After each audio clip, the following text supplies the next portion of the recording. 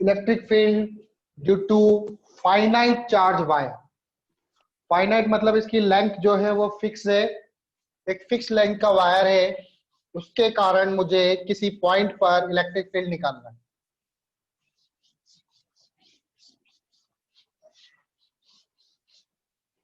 Finite charge wire के कारण किसी पॉइंट पे मुझे इलेक्ट्रिक फील्ड निकालना है।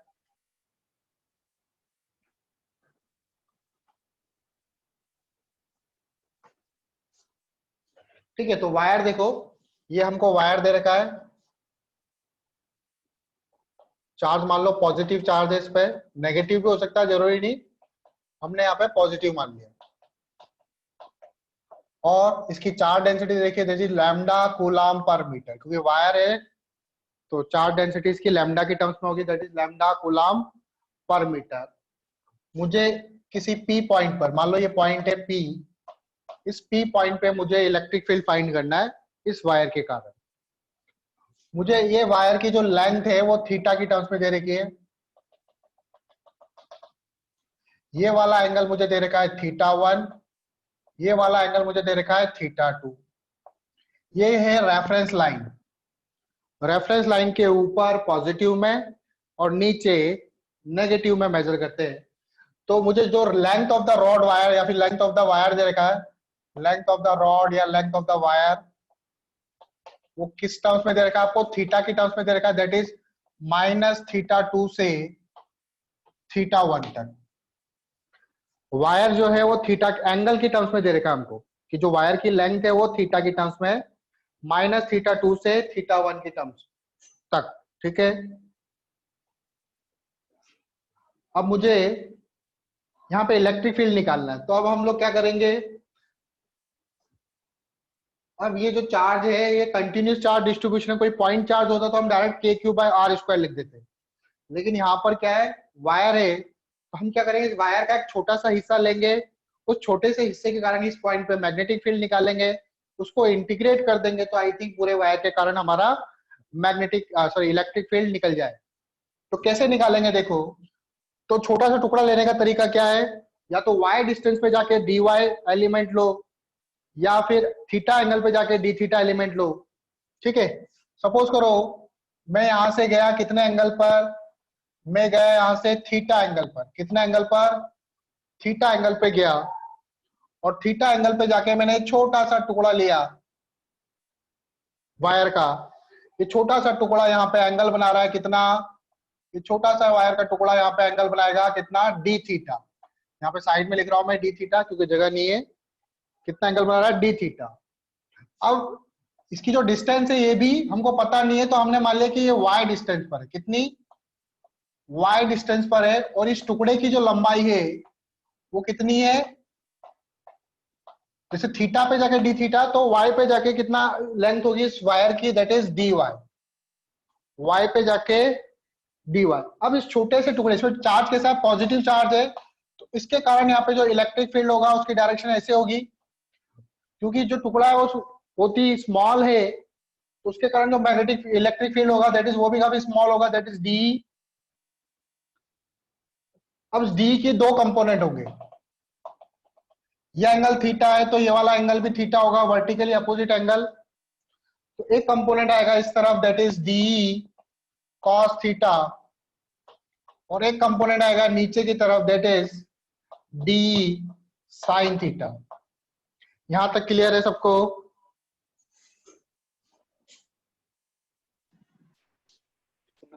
तो डी के दो कंपोनेंट निकल गए, डी कॉस थीटा और डी साइन थीटा। अब मुझे अगर हॉरिजॉन्टल इलेक्ट्रिक फील्ड निकालना है कि हॉरिजॉन्टल में कितना इलेक्ट्रिक फील्ड होगा, तो मैं डी कॉस थीटा को इंटीग्रेट कर दूंगा, और वर्टिकल में इलेक्ट्रिक फील्ड निकालना है तो मैं डी साइन थीटा को इंटीग्रेट कर दूंगा। लेकिन सबसे पहले हम लोगों को डी तो निकालना पड़ेगा, तो डी देखो, डी कैसे निकलेगा, तो इस छोटे से इलेक्ट्रिक टुकड़े के कारण यहाँ पे इलेक्ट्रिक फील्ड कितना होगा, दैट इज डी, डी की वैल्यू निकालो पहले।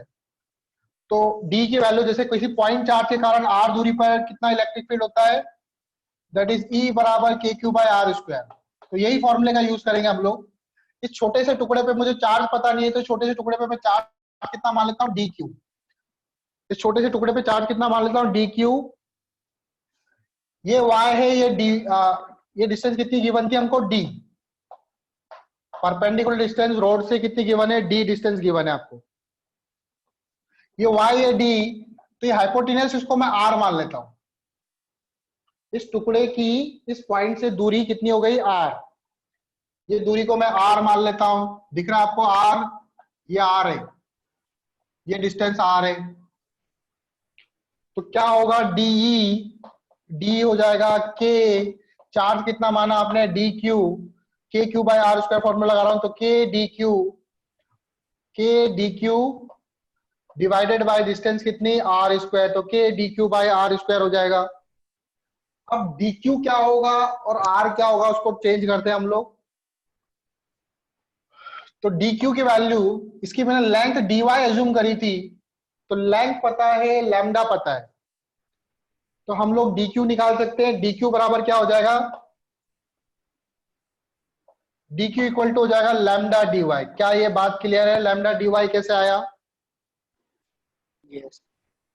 लैम्डा जो है पर यूनिट लेंथ पे चार्ज होता है, 1 मीटर पे लैम्डा चार्ज है, तो डी वाई लेंथ पर lambda into D Y charge होगा। और आर, आर क्या है, ये हाइपोटेनस, ये परपेंडिकुलर इसका वाई है, बेस इसका डी है, तो आर क्या हो जाएगा, आर का स्क्वायर इक्वल टू हो जाएगा Y square plus D square. ठीक है, तो डी बराबर क्या लिखूंगा मैं, डी बराबर के डी क्यू की जगह में लिख दूंगा lambda D Y divided by R square की जगह में लिख दूंगा Y square plus D square. ठीक है, अब यहां पर मेरे पास एक्चुअल में 2 वेरिएबल्स है। मैं चाहता हूं कि ये y जो है, इन y को भी मैं थीटा की टर्म्स में कन्वर्ट करूं, तो y और थीटा के बीच में क्या रिलेशन है, उस रिलेशन को मैं ढूंढने की कोशिश करता हूं। तो देखो क्या रिलेशन है, ये परपेंडिकुलर, छोटे से ट्रायंगल में देखो, ये परपेंडिकुलर y हो गया है, ये बेस क्या हो गया आपका d। तो परपेंडिकुलर अपॉन बेस आपने कभी सुना हो, tan थीटा होता है। Perpendicular upon base y by d क्या होता है, tan थीटा। तो y इक्वल टू क्या हो जाएगा यहां से, d tan थीटा। तो जहां पर y है वहां पे आप उठा के रख दोगे d tan थीटा। अब लेकिन dy की जगह क्या लिखोगे, तो dy की जगह क्या लिखोगे, देखो उसको डिफरेंशिएट करो, इसको डिफरेंशिएट करो dy बाय d थीटा। तो ये d तो कांस्टेंट है, tan थीटा का डिफरेंशिएशन क्या होता है, sec स्क्वायर थीटा, तो d sec स्क्वायर थीटा आ जाएगा। तो यहां से dy की वैल्यू क्या आ जाएगी, dy इक्वल टू हो जाएगा d sec square theta into d theta. ये किसकी वैल्यू आ गई आपकी, dy की। इनकी वैल्यू को उठा के यहाँ पे डाल दो, dy की वैल्यू को और y की वैल्यू को।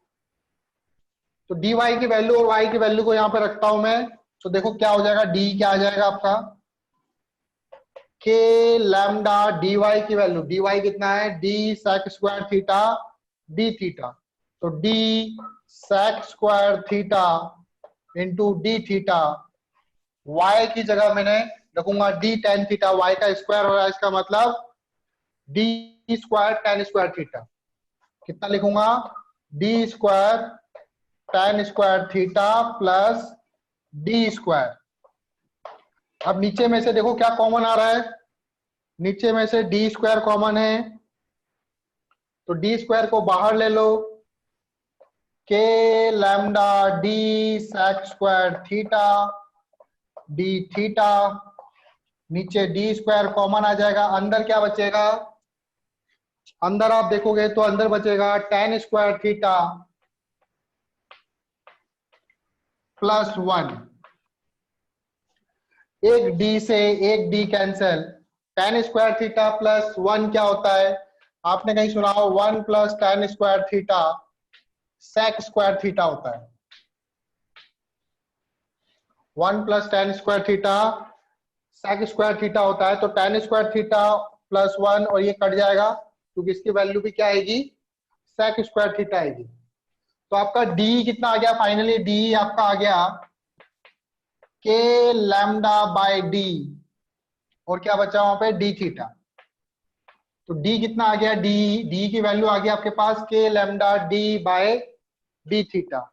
यहां तक क्लियर है सबको? Yes sir. अब मैं निकालूंगा, ये सबको रब कर रहा हूं मैं, अब सिर्फ डी की चाहिए वैल्यू चाहिए मुझे। डी मेरे पास आ चुका है, के lambda by D into D theta. अब मैं बोलू ई हॉरिजॉन्टल कितना होगा, net horizontal electric field, net horizontal electric field, तो किसका इंटीग्रेशन करना पड़ेगा मुझे, डी कॉस थीटा का। और डी की वैल्यू क्या आई थी अभी आपको पता है, के lambda D into cos theta, ये कॉस थीटा ये वाला, और इंटू डी थीटा, उसमें डी थीटा भी था।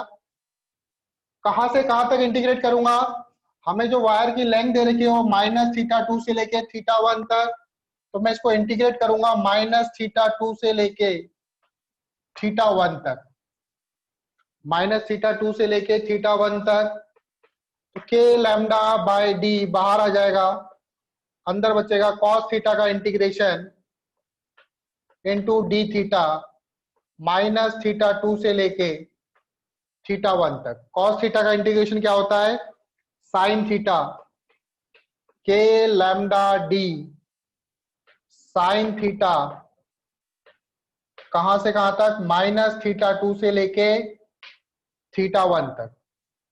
अब वैल्यू पुट करो इसकी, एक बार θ1 पुट करेंगे, एक बार -θ2 पुट करेंगे। तो के लैम्डा डी साइन θ1 माइनस फॉर्मूले का माइनस साइन ये -θ2,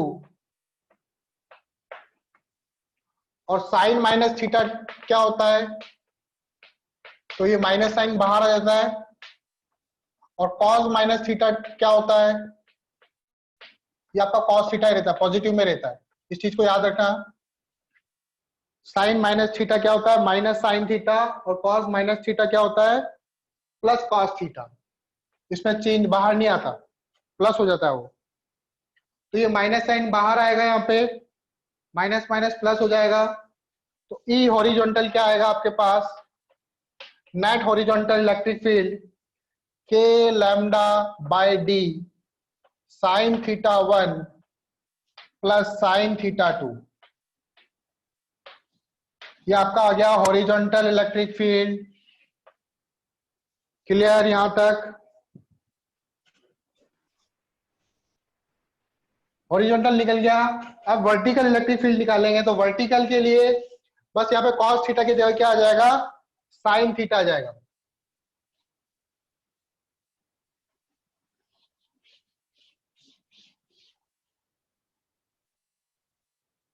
ई वर्टिकल इंटीग्रेशन किसका, डी साइन थीटा का। डी की value k lambda by D sine theta into d d theta, integration -θ2 से θ1 तक। क्या क्या बाहर जाएगा, k lambda d integral sine theta d theta -θ2 से लेके प्लस θ1 तक। साइन थीटा का इंटीग्रेशन क्या होता है आपका, माइनस कॉस थीटा, ध्यान रखना माइनस कॉस थीटा होता है, -θ2 से लेके θ1 तक।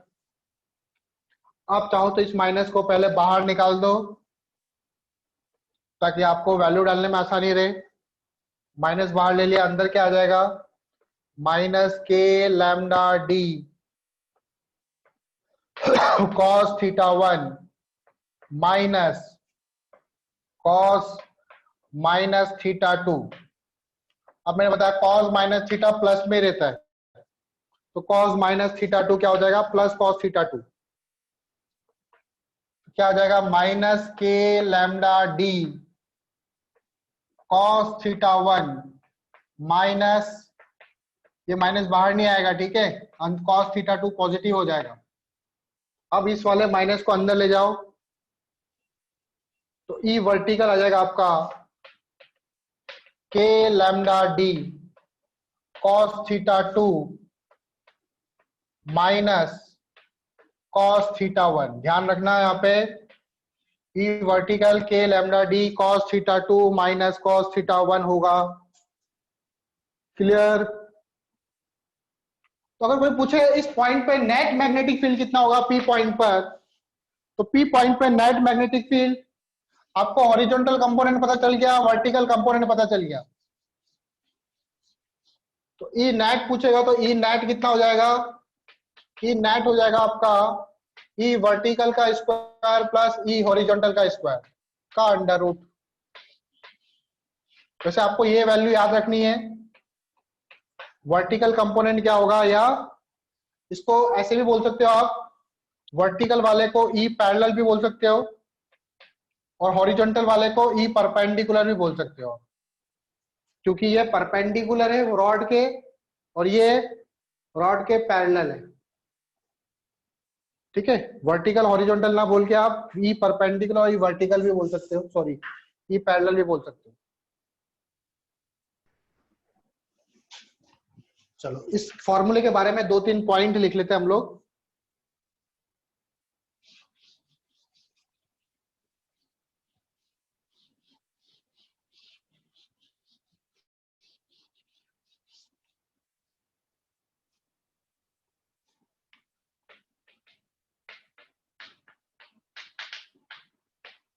तो ये जैसे रॉड है, ये वाला आपका एंगल थीटा 1, ये वाला एंगल आपका थीटा 2। तो ई हॉरिजॉन्टल क्या आता है, या फिर ई परपेंडिकुलर बोलो इसको, ये आता है के lambda by D sine theta 1 plus sine theta 2। और ई पैरेलल क्या आता है आपका, k lambda by D cos theta 2 minus cos theta 1। ध्यान रखना है, उल्टा मत कर देना, cos theta 2 minus cos theta 1। ठीक है, पहला पॉइंट आपका ये फॉर्मूला हो गया। दूसरा पॉइंट, ये रेफरेंस लाइन है, थीटा 1 को आप क्लॉकवाइज मेजर करोगे और थीटा 2 को आप हमेशा एंटी क्लॉकवाइज मेजर करोगे, अगर आपको इस फॉर्मूले में बिठाना है। अगर आपको इस फॉर्मूले में बिठाना है तो आपको थीटा 1 को क्लॉकवाइज मेजर करना पड़ेगा और थीटा 2 को एंटी क्लॉकवाइज। ठीक है, अब साइन नहीं लेना आपको, डायरेक्ट थीटा 2 की वैल्यू को पुट करना है, जैसे मान लो 30 डिग्री हो, कुछ भी हो, क्योंकि साइन के साथ हमने ले चुके पहले। तीसरा, डी जो है, डी जो है वो क्या है, रॉड से परपेंडिकुलर डिस्टेंस। ध्यान रखना यहाँ पे, डी जो है वो रॉड से परपेंडिकुलर डिस्टेंस होती है। D is the perpendicular distance from wire या रॉड, डिस्टेंस फ्रॉम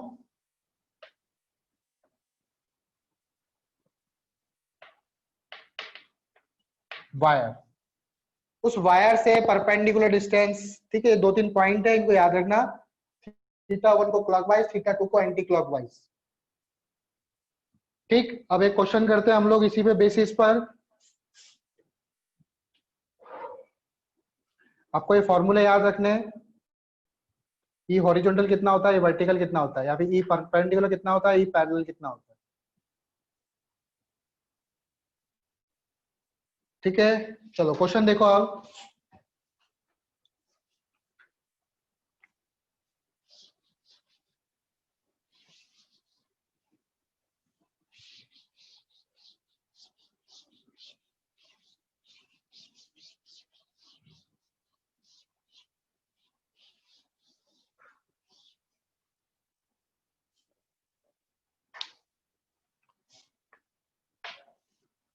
एक रॉड दे रखी है हमको इस तरह से,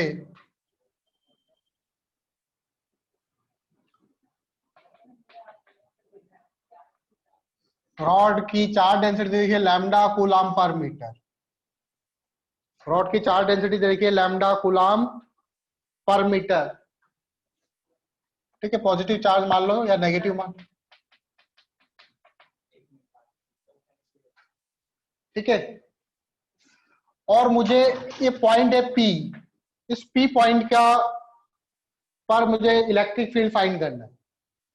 मुझे एंगल दे रखा है, कौन सा एंगल दे रखा है, मुझे ये डिस्टेंस दे रखी है, ये वाली, ये डिस्टेंस दे रखी है मुझे ए, परपेंडिकुलर डिस्टेंस नहीं दे रखी, ये दे रखी है ए। और अच्छा, इस रॉड को अगर मैं ऐसे आगे बढ़ाऊं तो ये वाला एंगल मुझे दे रखा है 30 डिग्री, और इसका जो टॉप वाला पॉइंट है इसका एंगल दे रखा है मुझे 60 डिग्री। तो बताओ पी पॉइंट पे कितना इलेक्ट्रिक फील्ड होगा। Find electric field at point P.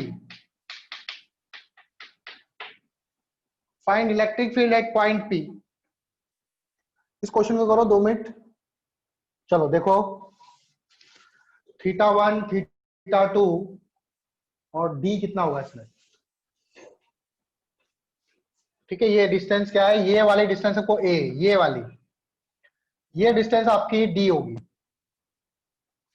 ठीक, अब इस ट्राइंगल में देखो, ये आपका बेस या हाइपोटेनस, तो डी बाय ए, डी बाय ए क्या होगा आपका, 30 लूंगा 60 लूंगा, इस ट्राइंगल में एंगल बन रहा है 30, तो बेस अपॉन हाइपोटेनस क्या होता है, cos 30, तो d इक्वल टू हो जाएगा a cos 30।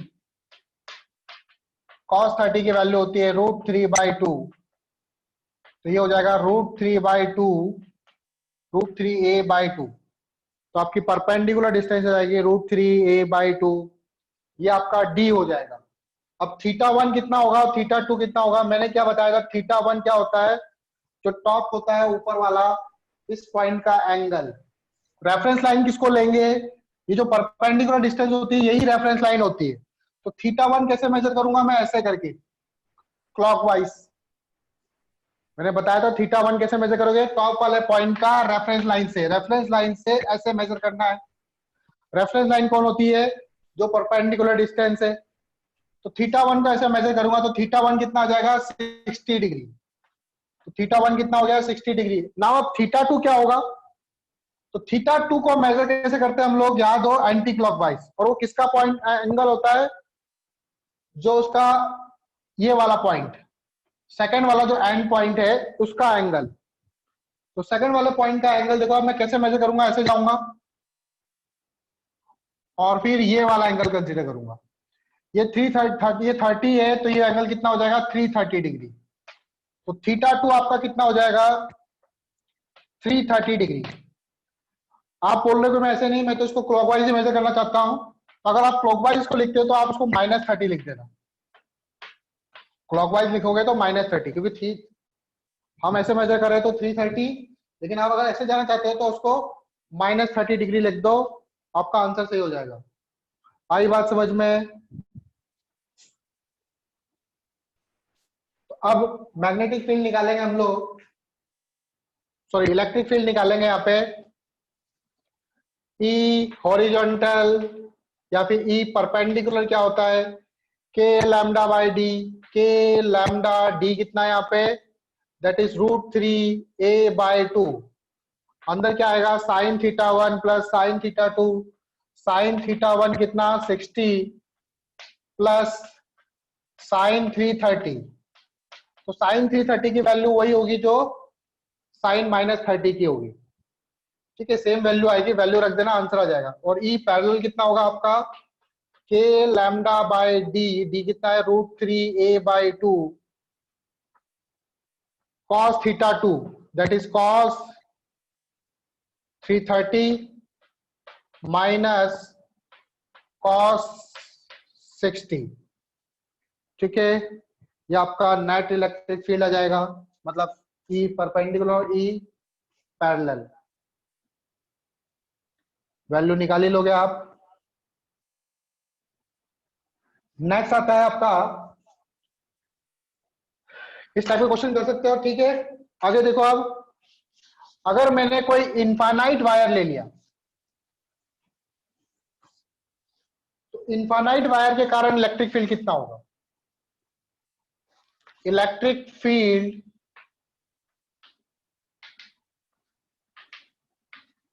Due to infinite wire,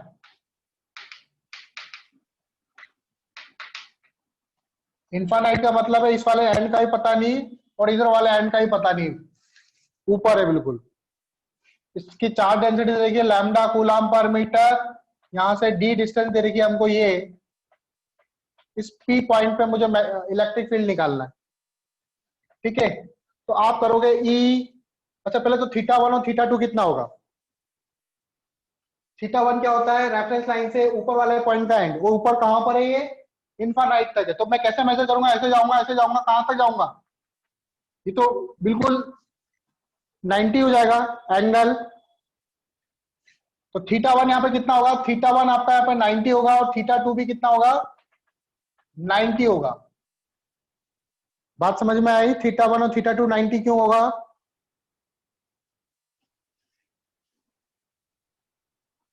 Piyush, बात समझ में आई, थीटा वन और थीटा टू 90 क्यों होगा।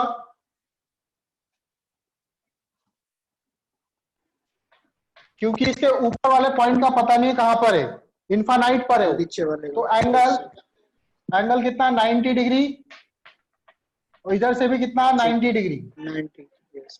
थीटा वन भी 90 और थीटा टू भी 90। तो ई परपेंडिकुलर कितना हो जाएगा, that is K lambda by D sine 90 plus sine 90। यही फॉर्मूला होगा, थीटा वन भी 90 थीटा टू भी 90, साइन 90 साइन 90 1 होता है, तो क्या हो जाएगा 2k lambda by D, 2k lambda by D E perpendicular, और ई पैरेलल कितना हो जाएगा, k lambda D cos 90 minus cos 90। cos 90 की वैल्यू होती है 0, तो ये पूरी टर्म हो जाएगी 0।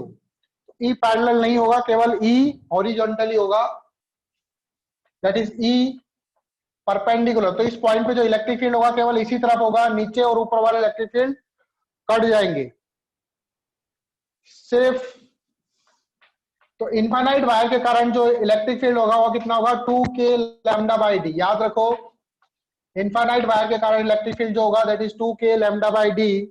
डायरेक्शन क्या होगी, direction is perpendicular to rod, perpendicular होगी रॉड के। अगर प्लस होगा तो अवे, माइनस होगा, मान लो चार्ज डेंसिटी माइनस में होती तो टूवर्ड द रॉड, तो परपेंडिकुलर होगी रॉड के। आई बात समझ में।